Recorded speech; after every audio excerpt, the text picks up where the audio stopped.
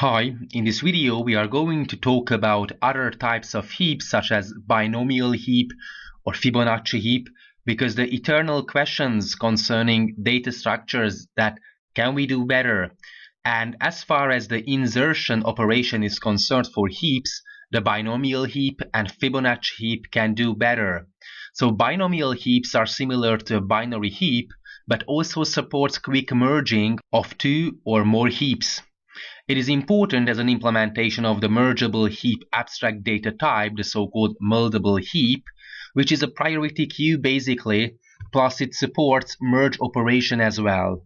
A binomial heap is implemented as a collection of tree-like structures, and the insertion, which takes logarithmic time complexity for binary heaps, can be reduced to ordo 1 constant time complexity with the help of binomial heaps.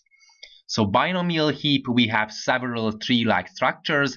We can merge these kinds of tree-like structures. And why is it good? Because in the end, we are going to end up with an algorithm that's going to be able to insert new items in constant time complexity instead of the logarithmic time complexity.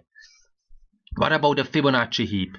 It is faster than the classic binary heap.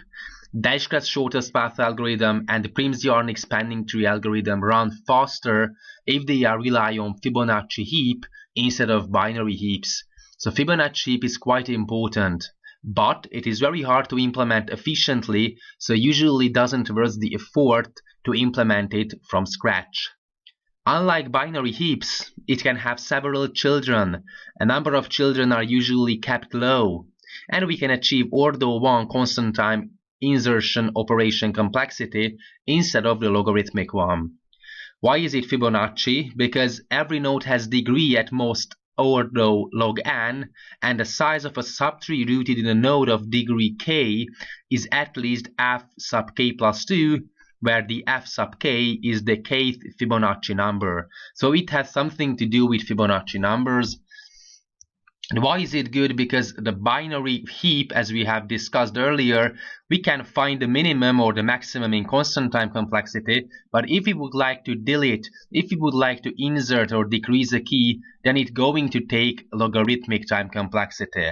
On the other hand, binomial and Fibonacci heaps supports other operations such as merging, but which very interesting is that the insertion operation can be reduced to constant time complexity ordo 1 instead of the binary heap logarithmic complexity. So this is why it is good to use binomial or Fibonacci heaps. Thanks for watching.